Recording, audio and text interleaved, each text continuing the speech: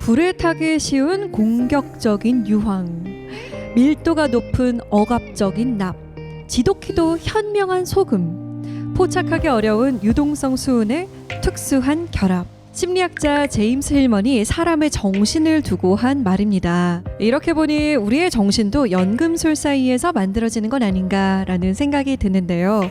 불이 붙기 쉬운 말로 사람의 마음을 공격해서 상처를 준 적은 없는지, 그래서 마음이 복잡한 화학식을 만들어낸 적은 없는지 생각하게 됩니다. 오늘은 정신건강의학과 전문의 윤대현 교수와 함께 마음에 대해서 알아봅니다.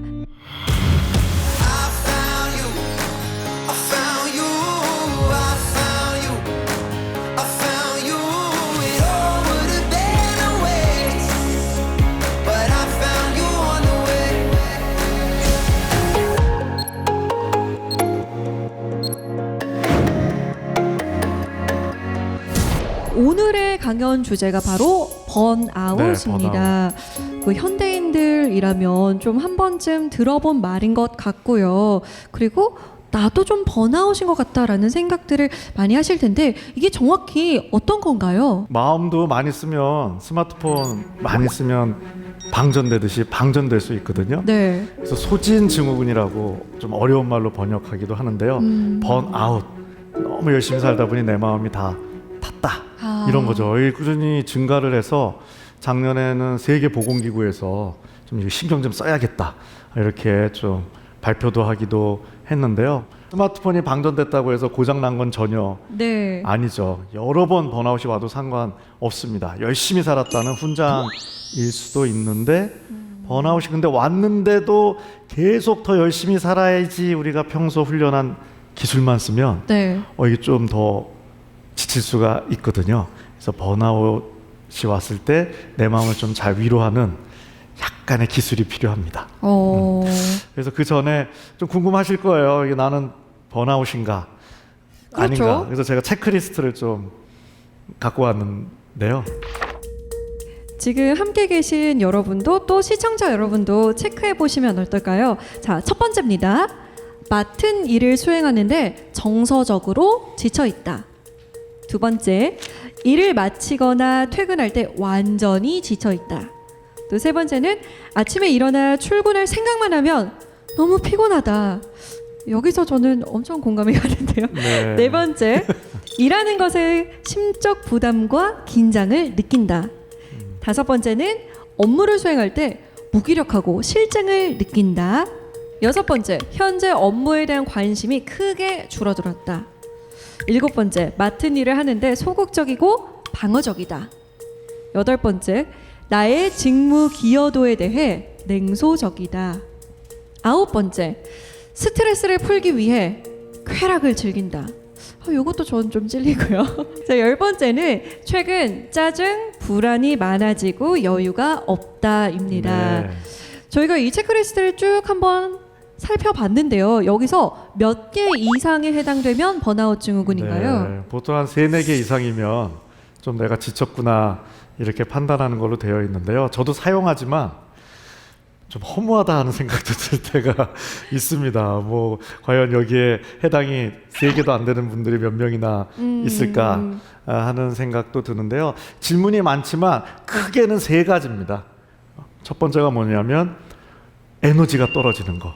그 질문들이 한 3분의 1 있고요. 나머지 두 번째는 에너지가 떨어졌는데도 열심히 사는데 전에보다 성취를 해도 만족감이 없습니다. 그래서 만족감이 떨어지는 질문이 한 또 3분의 1. 나머지 3분의 1은요, 이게 의외로 또 공감 에너지와 연관이 있습니다. 따뜻한 소통을 했던 분도요, 마음이 지치면요, 나도 모르는 사이에 좀 까칠해지는 그런 경험 하시죠. 그렇게 3개로 좀 나누어져 있죠. 말씀드렸지만 병은 아니고 열심히 살았구나, 좀 충전이 필요하겠네, 이런 좀 생각을 가지시는 게 필요하죠. 해당 사항이 좀 있으시면요. 아마 많은 분들이 지금 이 방송을 보시면서 나는 완전 번아웃 증후군이다 라고도 생각을 많이 하실 것 같아요. 자, 그러면은 오늘 교수님께 네. 이 번아웃 증후군이 되었을 때 어떻게 해야 하는 건지, 우리가 이걸 어떻게 받아들여야 하는 건지 한번 교수님의 제안을 들어보겠습니다. 네, 고맙습니다. 네, 오늘 번아웃, 그리고 번아웃이 됐을 때 어떻게 좀 내 마음을 다시 잘 도닥거려서 충전해 줄까에 대해서 말씀드리려고 하는데요. 그래서 사실 오늘 강의의 주인공은 마음입니다. 진짜 주인공은 번아웃이 아니라 마음인데요. 어떻게 자신의 마음에 대해서 좀 연구 개발들이 많이 되어 계시나요? 나는 마음 같은 거 신경도 안 쓰고 살기 바빴는데 라고 생각하실지 모르지만 사실 다 지금 마음의 전문가세요. 그래서 내가 느끼던 안 느끼던 우리가 주로 연습한 마음에 대한 기술들이 다 있습니다. 뭐냐면 마음 조정, 영어로 마인드 컨트롤이라고 하죠. 나는 특별히 뭐 마음 조정을 훈련한 적이 없는데 라고 생각하실지 모르지만 그렇지 않죠. 다 이미 우리는 전문가가 되어 있습니다. 우리 안에는 엄청난 자유에 대한 욕구가 있죠. 만나고 싶은 사람만 만나고, 일어나고 싶을 때 일어나고, 먹고 싶은 거 다 먹고, 뭐 이렇게 살고 싶은 욕구가 있지만 그렇게만 살면 뭐 나한테 주어진 역할들을 다 할 수 없죠. 그래서 우리는 마음 조정을 꾸준히 배워 나갑니다. 내 주어진 역할에 충실하고자, 이게 뭐 직장이든 뭐 엄마 아빠든 뭐 학생이든 그 역할을 하기 위해서 좀 자유에 대한 욕구를 누르고 에너지를 써서 마음을 조정해서 달리게끔 하죠. 이거 엄청 좋은 마음에 대한 기술입니다. 마음 조정이 돼야 합니다. 잘 돼야 생존도 하고 내가 원하는 성취도 얻을 수 있는데요. 문제는 얘는 이제 마음의 에너지를 쓰는 기술이다 보니 그냥 마음 조정만 많이 하다 보면 마음이 지칠 수가 있죠. 느끼시지만 요즘 점점 좀 처리해야 될 일들의 양이나 변화의 속도가 너무 빠르죠. 그러다 보니 세계보건기구에서 신경 쓸 정도로 이렇게 좀 늘어나지 않았나 싶은데요. 우리가 이 마음 조정은 익숙한데 마음 충전을 어떻게 하는지에 대해서는 좀 훈련할 틈도 없이 좀 달리기만 하는 게 우리 삶 아닌가 싶습니다. 마음이 어디에 있을까요? 이 질문 드리면 특히 어르신들은 여기에 있다 하는 분들 엄청 많으세요. 백지영 씨 가수분 노래 가사 같은데요. 실현했더니 총 맞은 것처럼 가슴이 아프다. 여기 혹시 뭐 연애가 좀 어려울 때 아니면 헤어짐을 경험했을 때 심장 말고 혹시 다른 데가 아픈 경험하신 분 있으신가요? 뭐 배가 아프다, 허리가 아프다 뭐 그렇진 않죠. 정확하게 여기가 아픕니다. 그래서 이 안에 있을 것 같긴 한데 아시다시피 여기서 느껴지긴 하지만 실제 마음이 있는 곳은 요 안이죠. 그래서 컴퓨터에 한번 비유해 보면 컴퓨터의 본체 하드웨어가 뇌쯤 되고 소프트웨어가 마음쯤 되죠. 뭐가 더 중요할까요? 이거 뭐 우문이죠. 우문. 한 개만 문제가 돼도 작동이 안 됩니다. 그래서 의외로요, 마음을 잘 관리하고 잘 충전해 주려면 뇌를 잘 관리해 줘야 됩니다. 하드웨어가 엉망인데 뭐 충전하고 행복한 마음을 갖는다가 쉽지 않죠. 마음이 스트레스를 받던 어느 날 감기가 찾아왔다. 다 경험하셨죠. 마음이 몸에 영향을 준 거죠. 반대도 마찬가지죠. 감기에 걸렸다. 여기 감기 걸렸는데 기분이 너무 좋았다. 뭐 이런 느낌 경험하신 분 있으신가요? 말도 안 되는 얘기다 생각하시지만 마음과 몸이 따로 놀고 있으면 안 될 일도 없는 일인데 모두 연결이 되어 있기 때문에 쉽지가 않죠. 그래서 의외로요, 마음을 잘 충전시키고 관리하려면 마음, 내 몸을 함께 보살피는 게 중요하고, 하도 마음, 몸이 서로 영향을 주고받아서 그런 것만 좀 보는 분야를 뭐 정신신체 내지는 마음, 몸 의학이라고 하고, 저는 연구는 좀 그쪽을 하고 있는 의사인데요. 이거는 쥐의 등입니다. 미국의 한 이 마음, 몸 쪽을 연구하는 교수가 본인 연구를 소개해 준 건데요. 연구를 위해서 이 쥐한테 너무 미안한데 쥐의 등에 화상을 입혔습니다. 그래서 얼마나 빨리 피부가 힐링될까, 날까를 본 건데요. 맨 위에 보면 어떠세요? 완전히 금방 잘 아물었죠. 이 쥐들도 위로의 소통을 할 수 있는 것인지 건강한 쥐와 함께 아픈지를 놨더니요 저렇게 힐링이 잘 됐습니다. 근데 쥐도 고독을 느낄 수 있는 건가요? 맨 아래를 보면 전혀 아물지 않았죠. 쥐를 혼자 독방에 뒀더니요 전혀 아물지가 않았어요. 중간쯤 힐링이 왔는데 이건 어떤 경우냐면 친구지는 아니더라도 따뜻함을 느끼게 하는 소음이라도 저렇게 넣어줬더니 그럭저럭 상처가 아물었다는 거죠. 이 피부도 이렇게 영향을 이 마음과 주고받을 수 있는 거죠. 이게 야들야들해 보이지만요, 이 국경선이잖아요. 그래서 엄청 스트레스에 예민하도록 설계가 되어 있습니다. 여기 자체적으로 스트레스 시스템이 있다라고 말할 정도인데요. 그래서 은근히 그래서 마음과 피부의 관계에 대한 연구들이 꽤 있습니다.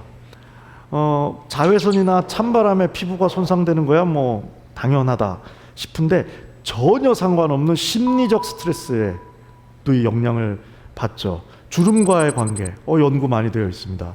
마음이 찡그러지면 나도 모르게 얼굴에 주름이 같이 늘어나는 걸로 되어 있죠. 심지어는 순전히 심리적 스트레스로요 아토피 피부염 오래 앓은 분처럼 피부가 완전히 상해서 오시는 경우도 가끔 제가 볼 정도이죠. 그러다 보니 거꾸로 마음이 좋아지면요 얘가 변화가 먼저 일어나죠. 그래서 정신과 의사가 좀 잘난 체 할 수 있는 순간이 내과 선생님들은 이렇게 막 피검사도 해야 진단이 호전 여부를 알 수 있는데 저희는 딱 들어오는 순간 얼굴 진단이 가능합니다. 제가 이렇게 하다 보니 한 25년쯤 정신과 의사를 했는데요. 3년 전에 제가 좀 큰 실수를 몇 번 하고는 얼굴 진단을 좀 조심하고 있습니다. 요즘 좀 보톡스 시술이 늘어나면서 보톡스로 얼굴 주름을 피고 오시니 제가 알 길이 없는 상황인데요. 일본 피부과 의사들이 이런 연구를 또 거꾸로 발표하기도 했습니다. 보톡스 시술로 주름을 폈더니 우울 증상이 호전이 오더라. 사실은 이렇게 서로 영향을 주고받을 수 있는 거죠. 그럼 마음, 뇌, 몸 세 개 중에 뭐를 제일 먼저 관리하면 좋을까요? 정답이 있는 건 아니지만 저는 뇌라고 생각합니다. 중간에 있는 뭐 뇌가 건강해야 마음도 건강, 몸도 건강할 수 있겠죠. 왼쪽 오른쪽 중에 어느 쪽이 치매뇌로 보이세요? 네, 오른쪽. 치매가 뭐냐? 이 뇌가 작아지는 병입니다. 이렇게 뇌세포가 깔끔해야 되는데요. 뇌세포 안과 밖에 안 좋은 단백질이 쌓이면서 뇌가 작아지는 병이 사실은 치매인데요. 뭐 뇌가 건강해야 마음도 건강, 몸도 건강할 수 있겠죠. 요즘 어르신들이 제일 두려워하는 병이 바뀌었어요. 암이 아니라 거의 100% 치매죠. 진짜 무서운 병입니다. 내가 나를 까먹고 또 가족들 너무 고생시키니 어르신들이 건망증 느낄 때 걱정돼서 저의 진료를 보러 오시는 거는 너무 이해가 되는데요. 요즘 50, 40, 30 심지어는 청소년 친구들도 제가 청소년 1000명 이렇게 강의 녹화를 하러 간 적이 있는데 궁금해서 건망증 있는 사람 손 들어봐 했더니 500명이 손을 들더라고요. 진짜 치매가 와도 건망증이 오지만 30대 직장인분들도 많이 오세요. 이상한 건망증을 저한테 호소하세요. 말하는 방법을 까먹었다. 이제 공감 에너지가 떨어지면 그럴 수 있죠. 의외로 뇌가 지치면 번아웃이 찾아오면 첫 번째로 나타나는 현상 중에 하나가 깜빡깜빡하는 건망증입니다. 집중력이 떨어져서인데요. 또 되게 슬프게도 해석합니다. 심리적으로는 마음이 지치면 오늘이 싫어진대요. 그래서 아무것도 기억하지 않는다. 뭐 이렇게 좀 슬프게도 이야기를 하는데요. 근데 오늘 번아웃 강의하는 시간인데 왜 저 의사가 저렇게 치매 이야기를 할까 이상하지 않으세요? 치매 예방은 몇 살부터 하면 제일 효과적일까요? 칠순? 환갑? 네, 정답은 오늘이죠. 네, 오늘입니다. 왜냐하면 마음 관리랑 치매 예방이 다른 얘기가 전혀 아닙니다.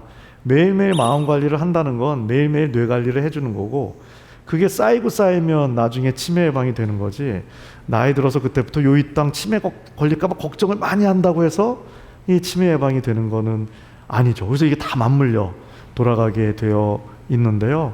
이건 서로 다른 70세 여성분의 뇌 사진입니다. 일견 보기에도 오른쪽 뇌가 좀 더 나이 든 것 같다 이런 느낌 오시나요? 이 까맣게 된 부분들이 뇌세포가 사라진 부분입니다. 열심히 사신 70세 여성분이었는데 이게 뇌관리, 마음관리는 잘 안 됐던 걸까요? 이렇게 좀 노화가 진행돼서 결국 치매로 진행이 돼서 되게 슬픈 인생의 후반부가 되셨어요. 여기 같은 70세 여성분인데요. 엄마, 이모가 다 치매였습니다. 계속 찜찜하셨겠죠. 그러다가 칠순되셨을 때 건망증이 느껴지니까 겁나서 저한테 오셨는데 뇌사진을 찍었더니 20대 뇌를 유지하고 계세요.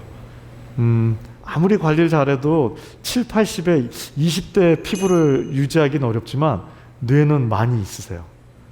반대로 60 간 넘었는데 벌써 흔하진 않지만 치매로 벌써 진행이 되어버리는 안타까운 경우도 있죠. 이 여성분께도 여쭤봤어요. 내 몸, 뇌, 마음을 위해서 꾸준히 뭐 하신 게 있죠? 여쭤봤더니 좋은 줄 알지만 실천하기 어려운데 30대부터 꾸준히 수영을 하셨다는 거예요. 이게 물 싫어하는 분들도 많을 텐데 내일부터 다 수영장 물에 들어가시라 말씀드리는 건 전혀 아니고 이게 뭔가 꾸준히 하는 게 그 어떤 거든 있다는 거죠. 작년에 아주 의미 있는 연구가 하나 발표됐는데요. 굉장히 권위 있는 학술지에 우리가 인지기능이라 그러죠. 뇌의 기능을 인지비축분이라는 어려운 용어가 있습니다. 실제로는 뭐 얼마나 잘 놀았냐를 측정하는 겁니다. 3가지를 보는데요. 책도 읽고 뭐 편지도 쓰고 이런 인지활동을 내가 평생 얼마나 했냐 더하기 사회적 활동, 여행도 가고 친구들이랑 맛집에서 수다도 떨고 뭐 그런 것들을 내가 얼마나 평생 잘했냐를 합산하고 또 하나 마지막 사회적 관계의 정도, 내 마음을 열어서 공감 소통할 수 있는, 위로를 받고 나눌 수 있는 친구나 가족이 얼마나 있느냐, 요 3개를 이제 합산한 거를 아주 어렵게 인지 비축분이라고 하는데 2,000명 정도를 대상으로 이렇게 연구를 했더니요, 너무 슬프게 나중에 한 4분의 1 정도한테 치매가 찾아왔는데 인지 비축분, 그러니까 잘 노신 분들은 훨씬 치매에 덜 걸린 걸로 나왔는데 더 황당한 결과는 뇌에 사후에 부검을 다 했습니다.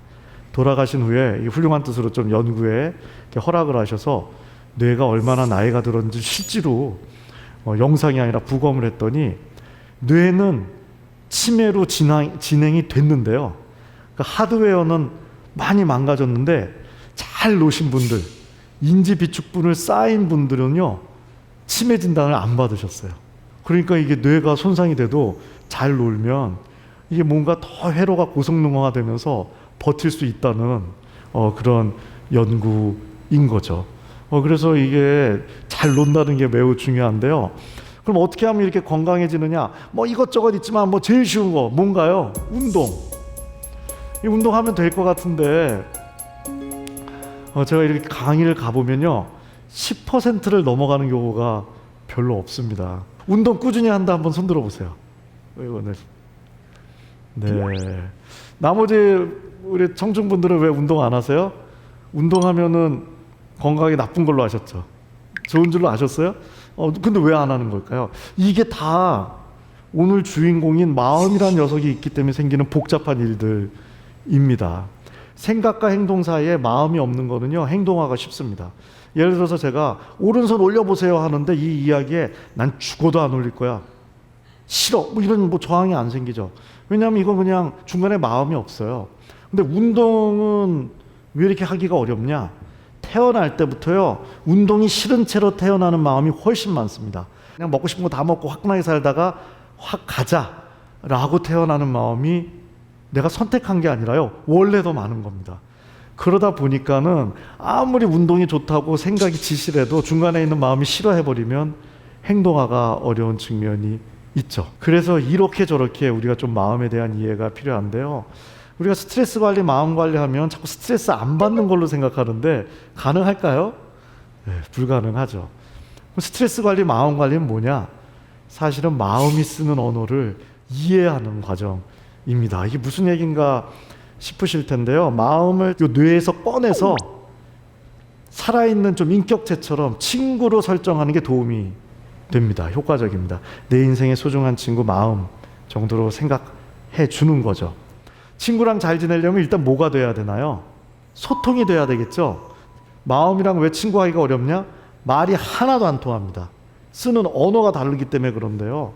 본인 꿈 해석하실 수 있는 분 있으세요? 전 너무 이 능력을 갖고 싶습니다. 건당 10,000원의 유료 서비스라면 의사를 때려쳐도 될 것 같아요. 더 많이 벌 것 같아요. 그렇죠? 10,000원 정도면 한번 그 해몽 받고 싶지 않으세요? 저한테? 아마 우리 여러분들의 꿈을 빔 프로젝터라 그러죠. 그런 걸로 이렇게 쫙 쏠 수만 있으면 피카소랑 한판 승부를 펼쳐볼 수 있습니다. 피카소 같은 작가들의 그림을 보면 이해가 안 되죠. 왜 이해가 안 되냐면 예술 상징 언어를 쓰기 때문에 그렇습니다. 논리 언어가 아니라. 이게 뭔 소린지 아마 피카소도 잘 모른다고 할 가능성이 많아요. 그만큼 우리는 꿈은 어렵다라는 상식을 갖고 있죠. 해석하기. 근데 좀만 생각해 보면요, 이거 굉장히 이상한 일입니다. 상징성이 많은 꿈이란 영화를 우리는 매일 제작하고 있는 엄청난 존재인 데다가 더 황당한 건요, 이 꿈 누가 만드는 거예요? 내가 만드는 거예요. 내가 제작자예요. 근데 내가 뭔 소린지 이해를 못하는 황당한 경험을 매일 같이 하고 있는, 우리는 굉장히 이상한 존재입니다. 그래서 이게 누군가와 잘 지낸다는 거, 누군가와 소통한다는 거, 뭐 아주 작게는 이 운동 하나를 하는 거에 있어서도 마음의 언어를 잘 듣고 또 잘 소통하는 측면이 필요합니다. 소통이 참 어렵다. 소통이 왜 어려운지 아세요? 단 둘이 얘기해도 둘이 얘기하는 게 아닙니다. 4명이 얘기를 하고 있는 겁니다. 눈에 보이는 너와 나, 눈에 보이지 않는 내 마음, 눈에 보이지 않는 저 사람의 마음. 2시간 동안 얘기해서 논리적으로는 합의를 봤는데 행동은 반대로 가는 경우가 많아요. 왜? 마음까지 합의는 안 된 경우가 많기 때문에 그런 일들이 맨날 벌어지는 거죠. 온 인류의 세계 평화는 불가능합니다. 이게 구조적으로. 뭐 그걸 오히려 받아들여야, 그래야 더 진짜 소통을 할 수 있을지도 모르는데요. 그래서 일단은 좀 이 마음의 언어를 이해하는 게 필요하죠. 어디로 훌쩍 떠나고 싶으세요? 이런 질문 저를 찾아오시는 분들께 종종 드리는데요. 우리 어디로 떠나고 싶으세요? 저는 오늘 바닷가에 가서 그냥 오징어 회를 그냥 고추장에 팍 찍어 먹었으면 좋겠다, 뭐 이런 생각이 드는데요. 뭐 그런 구체적인 여행지가 떠오르신다면 괜찮은 겁니다. 여행에는 자유에 대한 욕구가 담겨 있죠. 자유롭고 싶다. 뭐 나쁜 거 아닌데 이 질문에 이런 대답을 하는 분들이 너무 많아서 저를 좀 당황하게 하시죠. 지구를 떠나고 싶다는 분이 너무 많습니다. 이 좀 자유 같지가 않죠. 지구를 떠나고 싶다는 건요. 그래서 이거를 심리적 회피 반응이라고 부르는데요. 이것도 병적인 건 전혀 아니고요. 우리가 열심히 살다 보면 마음이 지칠 수 있고, 그랬을 때 자연스럽게 찾아오는 건망증이 생겼다, 불면증이 생겼다, 어디로 그냥 대책 없이 멀리 떠나고 싶다라는 게, 이게 다 말입니다. 지치면요, 긍정적으로 보려고 해도 봐지질 않습니다. 눈이 그냥 자동으로 안 좋은 것만 가요, 그쪽으로. 그러니까 현재가 싫어지고, 싫으니까 어디 멀리 가고 싶은 생각이 드는데, 그때 멀리 가면 해결이 되느냐, 이거에 대해서 좀 고민을 할 필요가 있는 거죠. 요즘 힐링 프로그램 좋은 것들이 많이 있죠. 좋은 곳에 가서 직장인분들 예를 들면요, 좀 회사를 그만두고 가족과 함께 조용한 곳에 내려가 1년간 재충전한 후 다시 사회생활을 열심히 하고 싶다, 이런 용기 있는 결정을 한 직장인 10분 중 8, 9분이 저한테 다시 오셔서요, 망했다라고 하십니다. 조용한 곳에 내려갔더니 머리만 더 복잡해지고 멀쩡한 직장만 그만둬서 스트레스가 10배가 됐다, 이런 얘기 하시는 경우가 있어요. 우리가 뭐 사람이든 조직이든 저기가 좋아서 변화를 갖는 거야 뭐 말릴 이유가 없는데, 그게 아니라 여기가 너무 싫어서 어디가 가고 싶으실 땐요, 떠나시기 전에 이거 잠깐 고민해 볼 여유가 필요합니다. 여기가 지쳐서 여기가 싫어서 어디가 가고 싶은 거는요, 진짜 남극을 가도 해결이 안 될 수가 있기 때문에 그렇죠. 그래서 어디로 멀리 떠나고 싶으실 때는 떠나기 전에 이게 혹시 지쳤다고 마음이 얘기하는 거 아닌가, 충전을 좀 먼저 해봐야지, 마음은 입이 없기 때문에 이런 걸로 우리와 소통을 하려고 하죠. 다 긍정적으로 살고 싶죠. 저도 그런데요. 사람이 긍정적으로 산다는 건 어떤 걸까요? 고민거리가 하나도 없는 현재일까요? 뭐 우리가 인생을 살아보면 다 느끼지만 그런 순간은 없죠. 그래서 좀 어떻게 마음을 잘 충전할까에 대한 이론들이 10년 전부터 이것저것 나왔는데요. 연민이라는 이론이 있습니다. 우리가 연민 그러면 좀 느낌이 불쌍히 여겨 이런 것도 있는데요. 불쌍히 여겨보다는 하루 10분이라도 내 마음을 꼭 안아주자, 사랑해주자, 뭐 이런 건데요. 마음아, 우리 긍정적으로 살까? 예쁜 말이에요. 요거 마음 충전 소통일까요? 아닙니다. 이거 마음 조종 소통이에요. 우리 하도 조종만 해서 이게 조종인지 충전인지도 지금 헷갈린 상황 속에서 살고 있죠. 그러다 보니 결국 마음 조종 소통이라는 게 뭐냐면요, 계속 달라고만 하는데 우리가 익숙한 거예요. 더 힘내자, 아자아자. 우리 마음이 아자아자 엄청 싫어합니다. 힘을 더 내라는 거야, 이 짜증내게. 이런 거죠. 혹시 내 마음한테 이렇게 대화 나눠본 적 있으세요? 마음아, 요즘 내가 너한테 실수한 거 없냐? 내가 너한테 너무 달라고만 했지, 뭐 해줄까? 너 지금 뭐 하면은 지금 좀 기쁘겠냐?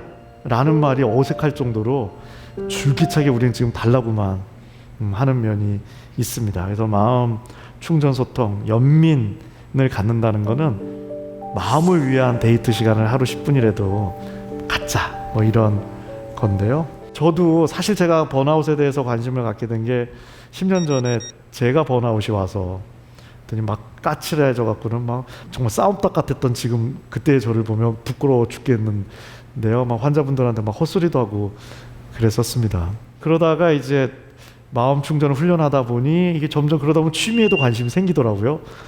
그래서 나는 뭘 하면 좀 위로가 잘 될까 찾았는데요. 한 번도 제가 이걸 좋아할 거라고는 생각도 못 해본.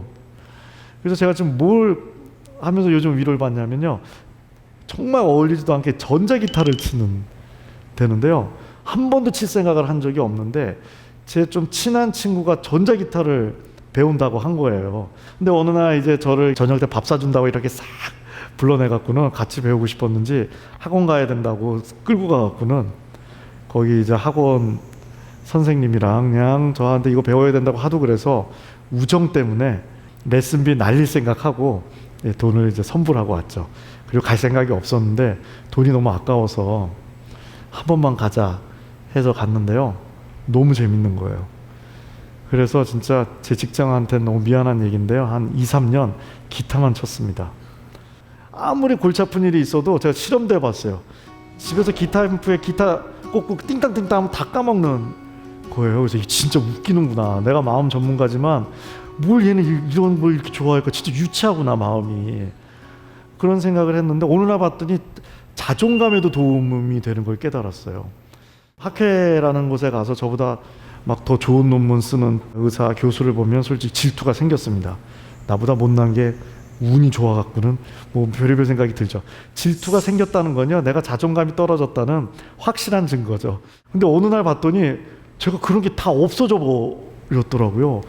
그래서 왜 이렇지 제가 이렇게 봤더니 너무나 황당하게 누가 저보다 잘 나가는 걸 보면요, 마음이 저한테 이렇게 얘기를 해주더라고요. 제 기타 못 쳐. 이게 무슨 상관이 있나요? 제가 열심히 살아서 성공하는 거랑 내가 기타 치는 게 이게 무슨 상관이 있나요? 제가 마음을 설득하는 게 아니라요, 마음이 말도 안 되게 저를 위로해 주는데 엄청 위로가 되는 거예요. 전 진짜 대한민국에 부러운 의사가 한 명도 없습니다.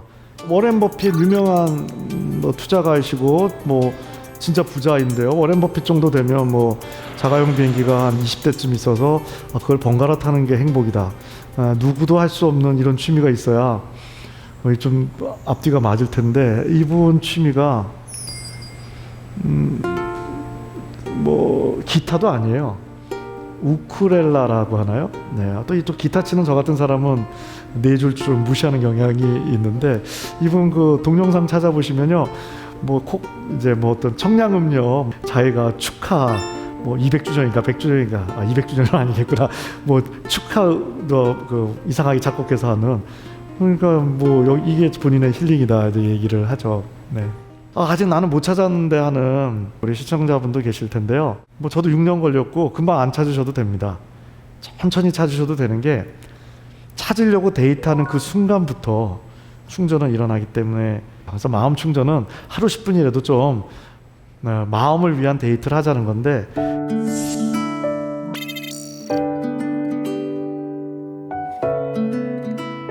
디스커넥트 투 커넥트 뭐 번역을 하면 연결을 위한 단절. 하루 10분이라도 계속 우리가 그냥 열심히 정보 채널에 붙어서 우리를 작동하고 있는데 그걸 좀 끊어주는 시간을 갖자는 거죠. 그러면 철컥 내면과 연결이 되는데 옛날에 이거와 너무 연결되면 킬링 타임이라 그러죠. 시간 베리고 바보 되는 줄 알았더니 외부와의 정보 채널 끊고 내면과 만나는 그 공장이 알고 봤더니 충전, 거기에 창조성, 공감, 긍정성을 담당하는 걸로 되어 있죠. 저한테 일과 삶의 균형이라는 건 시간도 중요하겠지만 그건 두 번째고요. 이 내면과 얼마나 만나서 일하는 장치와 충전하는 장치를 얼마나 균형을 잡느냐. 이게 마음의 행복을 넘어 성취에 있어서도 중요한 거죠. 결국 이걸 잘하는 건 하루 10분이라도 마음에 자유를 주는 거라고 볼 수 있는데요. 그래서 유명하신 분들 중에 산책 예찬론자들이 많으세요. 키르케고르 유명한 철학자죠. 멋진 말을 했습니다. 무엇보다 걷고자 하는 열망을 잊지 않길 바란다.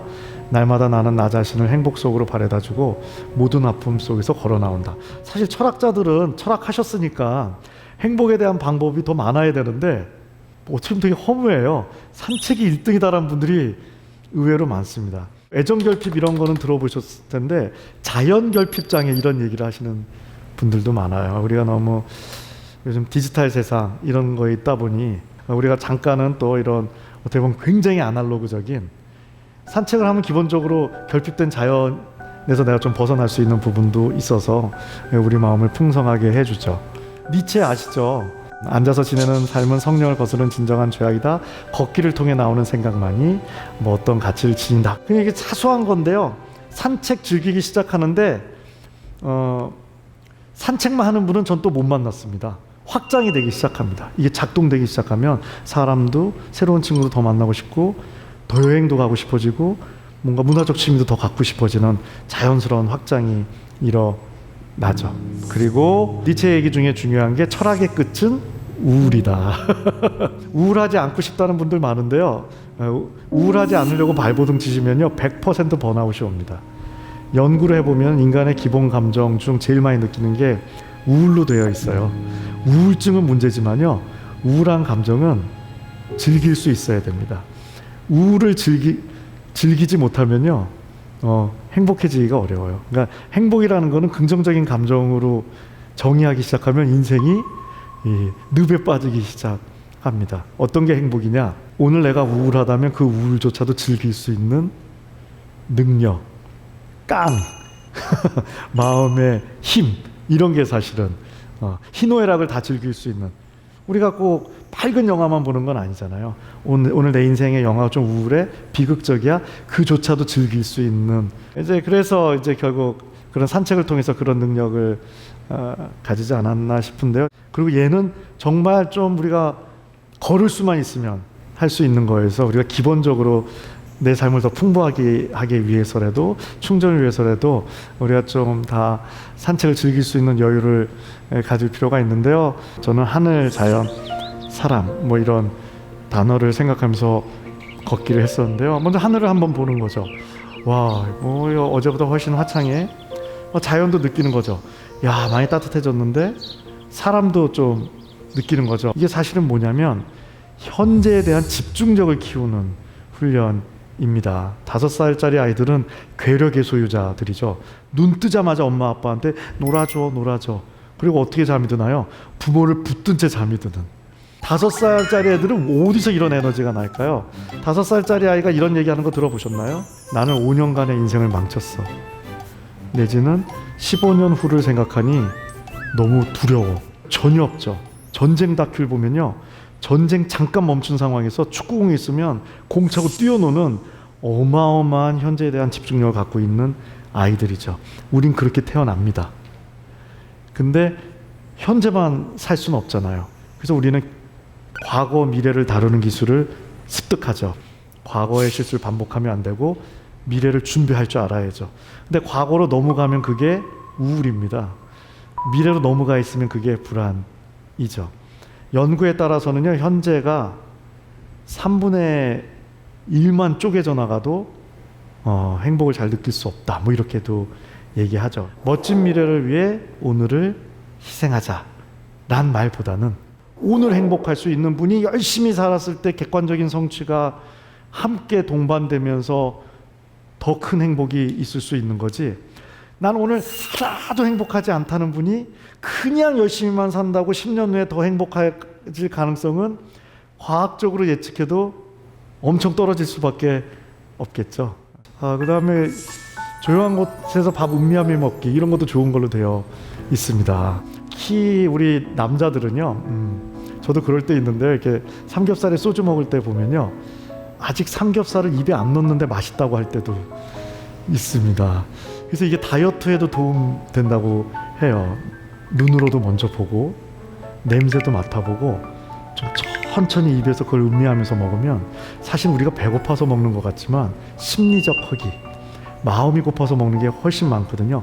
배가 고파서 먹으면요, 살이 찔 이유가 전혀 없습니다. 몸이 고파서 먹는데 왜 살이 찌겠어요? 마음이 고파서 먹으니까 잉여의 에너지가 다 남는 거죠.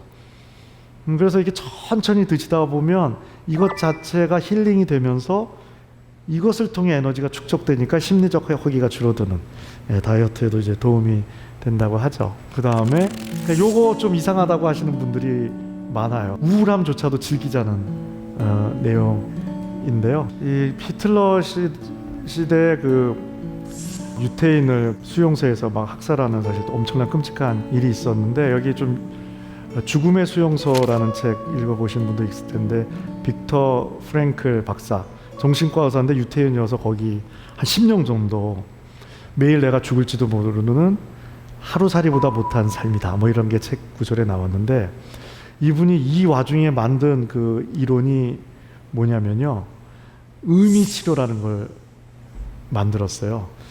이런 상황에서도 삶의 의미를 잃지 않은 사람들이 실제로 더 잘 생존했다는, 그 의미를 찾는 데 있어서 막 기쁨 이런 것도 중요하지만, 기뻤겠습니까 여기서? 10년 내내 우울하지 않았을까요?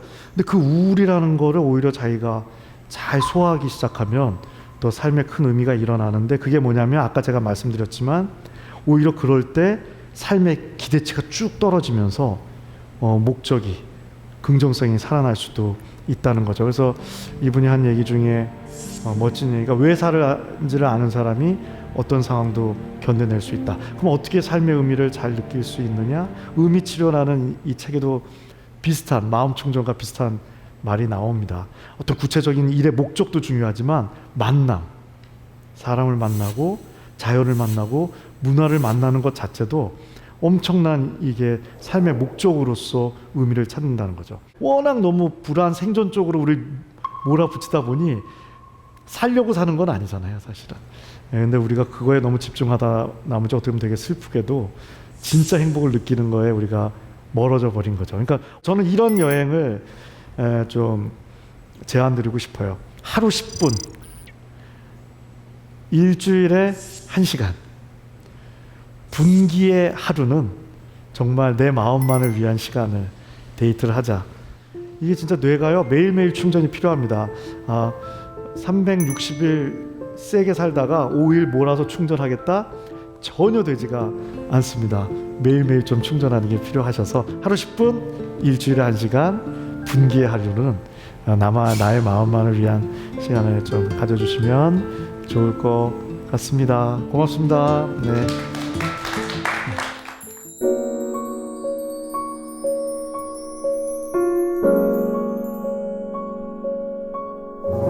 강연 정말 잘 들었습니다. 저도 교수님께서 말씀하신 것처럼 단절을 좀 해야겠다. 커넥트하기 위해서 디스커넥트를 좀 하는 시간을 가져봐야겠다라는 생각을 했거든요. 우리 청중분들도 좀 내 마음에 대해서 힌트를 얻으셨던 시간이었으면 좋겠습니다. 한번 질문을 직접 드려볼까요? 다 어려운 거 하실 것 같아요. 네. 번아웃된 마음을 가진 사람들을 대할 때 어떤 태도로 대하면 더 좋을지. 지금 질문 주신 청중분은요, 아무렇게나 대하셔도 됩니다. 왜냐하면 이 질문을 한다는 것 자체가 공감 능력을 갖고 계신 거예요. 의외로 이 공감 능력이 이게 소통 기술이 아닙니다. 이게 몸의 반응입니다. 그래서 유전성도 50%가 넘어요. 50%요? 네, 태어날 때부터 공감 능력이 좋은 분들은 덜 갖고 태어난 분들이 아무리 노력해도 못 쫓아가기가 쉽습니다. 그러니까 요즘 공감 중요하잖아요. 네. 그럼 좋으면 완전 좋겠는데 생각하는데 이중성이 있어요. 공감 능력을 좋게 갖고 태어났다는 건요, 내가 에너지 소모가 많은 마음을 갖고 태어난 거예요.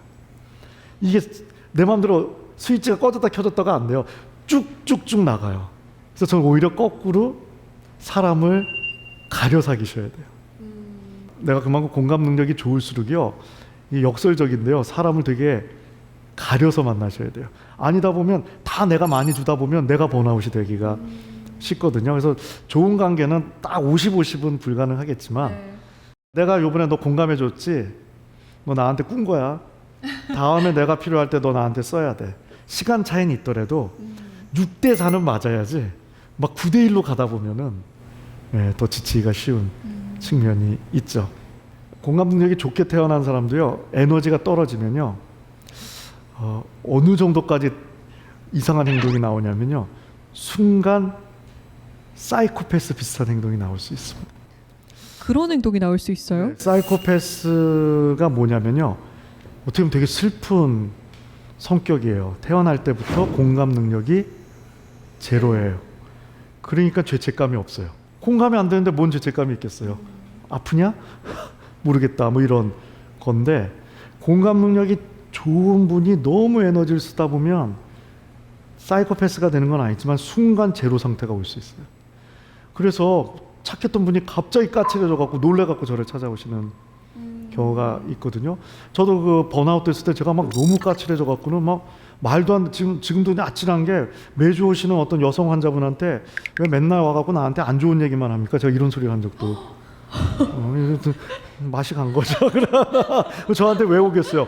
이게 통제가 안 돼요. 그냥 확 나갈 수가 있거든요. 번아웃이 되면요. 예, 그래서 그때 제가 제 공감 에너지 상태를 좀 확인하는 웃기는 테스트를 만들었던 게 있는데, 이게 차를 몰고 출근을 할 때 꼭 껴드는 분이 있잖아요. 그러면 맞아요. 제가 상태가 좋은 날은 저분 다치시면 어떡해, 바쁘신가 봐로 반응을 해요. 근데 바로 다음 날인데 누가 껴들면요, 내가 의사를 때려치고 널 평생 쫓아가 박살을 내버릴까야가 바로 다음 날 분노 반응이 나올 수도 있습니다. 물론 이제 소통 기술이 좋으면 더 공감을 잘할 수 있는데, 이걸 자꾸 기술로 접근하기보다는 내가 나를 먼저 잘 사랑해줘서 그 에너지를 확보하는 게 제일 중요하죠. 그래서 제가 간병 같은 거를 이제 시작하게 됐을 때, 가족에, 네. 그럼 보통은 하던 충전 활동도 안 하게 돼요. 지금 가족이 아픈데 내가 지금 나만 즐거울 수 있어라고 생각하는데, 저는 반대로 얘기합니다. 제일 좋은 간병은 아픈 가족한테 긍정성을 줘야 되는데요, 아픈 가족만 보는데 충전이 될 수가 없어요. 그러니까 진짜 간병을 잘하려면 더 놀아야 돼요. 바깥에서 더 즐겁게 놀아서 긍정적인 에너지를 받아서 가족한테 전달해 줄 수 있어야죠. 결국 누굴 잘 충전시키려면 어떤 말을 해줄까도 중요하지만, 내가 잘 충전을 해놔야지 가능하겠죠. 네. 그리고 공감 소통 단계가 어떤 게 더 좋느냐 보냐면요, 말이 3등이에요 오히려. 스킨십이 2등. 그럼 1등은요? 눈이요. 눈이요? 네. 우리가 정말 지쳤을 때는 누구를 보고 싶지도 않죠. 눈을 쳐다보기 싫다고 하세요. 왜? 그나마 있는 에너지도 빨려 나갈까 봐. 네. 그런 측면이 있죠. 눈은 내가 충전된 상태에서 이렇게 바라보면 되고, 스킨십은 이제 상대가 허용하는 때까지 안아준다거나 손을 잡아준다거나 이런 건데, 말은 어떤 말을 건네야 할까요? 보통 우리가 하는 말이 다 힘내, 괜찮아 이런 건데. 힘내, 괜찮아, 이제 그것만 안 하시면 돼요. 그거 빼고 다. 더 짜증 나거든요. 그냥 침묵이 났습니다. 침묵도 말이고요. 그래서 이게 그래서 어렵습니다. 이게 들어주는 게 엄청 어려워요. 왜 우리가 자꾸 말을 하려고 그러냐면요. 그 무의식에는 이런 것도 있습니다. 누구를 공감하고 아픈 감정을 나누는 게 힘들기 때문에 내가 빨리 말을 해서 내 역할 끝내고 얘도 빨리 회복시키고 싶은 마음이 있는데 그게 기본적으로 시간이 필요한 거죠. 조용히 앉아서 그냥 묵묵히 뭐 커피 한 잔, 소주 한 잔 해주면서 들어주는 친구한테 우리가 더 마음의 힐링을 느끼는 게 저는 들으면서 그런 생각을 했어요. 저희가 번아웃이 되면 좀 까칠해진다 이런 얘기를 들었는데 우리가 까칠해질 때 직장 상사 아니면 뭐 친구 잘 보이고 싶은 사람들은 절대 안 그러는데 꼭 옆에 그렇죠. 남편, 아내, 엄마, 아빠, 동생 이렇게 좀 가까운 가족들한테 그렇게 하게 되거든요. 어떻게 해야 될까요? 그런 부분들은. 철이 들어야죠. 근데 그거는 사실 너무 이해가 되는 거예요. 믿기 때문에. 실제 나한테 스트레스 주는 사람은 이제 저쪽일 수 있는데 그래서 누군가 내 가족이나 내 가까운 뭐 연인이나 뭐 배우자가 화를 낼 때 그 한 귀로 듣고 한 귀로 빼는 훈련이 또 필요합니다. 제가 효도를 예를 들게요. 제일 쉬운 효도가 부모님 기쁘게 해드리는 효도예요. 내가 뭘 했더니 기뻐 하셔요. 뭐 어려워? 제일 어려운 효도가요. 내가 싫은 말 하는 부모님 말 들어드리는 거예요. 근데 이걸 진정성을 갖고 들으려고 그러면요 못 듣습니다. 그래서 제 말이 좀 이상하지만요 한 귀로 듣고 한 귀로 흘리시는 게 필요해요. 내 어머니 알겠습니다. 내 아버님 알겠습니다 하시고 내 맘대로 사시면 돼요. 저렇게 삐딱하냐 이상하다 싶으시지만 네. 사실 그게 더 중요할 수도 있거든요. 그게 더 효도일 수 있어요. 싫은 이야기를 더 많이 들어드리는 이런 측면이 더 사실은 효도이고 공감 소통일 수도 있는 측면이 있죠. 네. 질문 하나만 더 받아볼게요.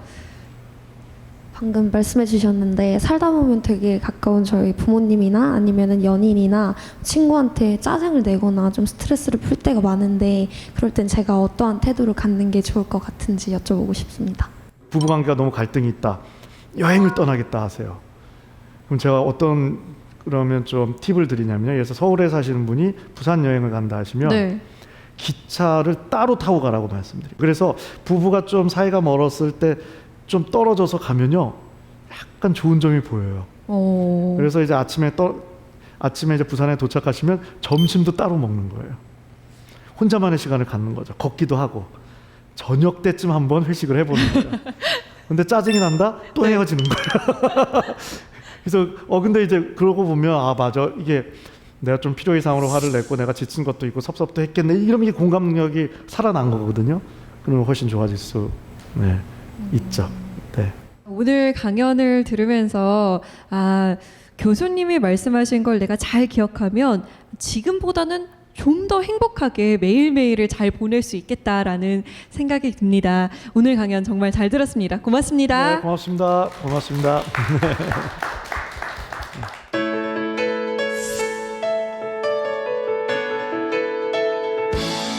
드라마나 영화를 보면 외롭고 상처받은 사람들의 마음을 그린 장면이 나옵니다. 대개는 이런 자세입니다. 방 한 구석에 잔뜩 웅크리고 앉아서요. 다리를 접고 가슴팍까지 끌어올린 다음에 무릎 사이로 얼굴을 파묻습니다. 외로운 사람들은 자신의 몸이 닿는 면적을 최대한 넓혀서 스스로 위로하는 자세를 만든다고 해요. 혹시 주변에 어깨가 축 처져서 좀 지친 사람이 있으신가요? 그렇다면 어떤 말을 건네는 것보다는 그 사람의 손을 꼭 잡아주거나 아니면 꼭 안아주는 건 어떨까요? 그것만으로도 충분한 위로가 될지도 모릅니다. 사색의 공동체 스미다. 저희는 다음 시간에 찾아오겠습니다. 고맙습니다.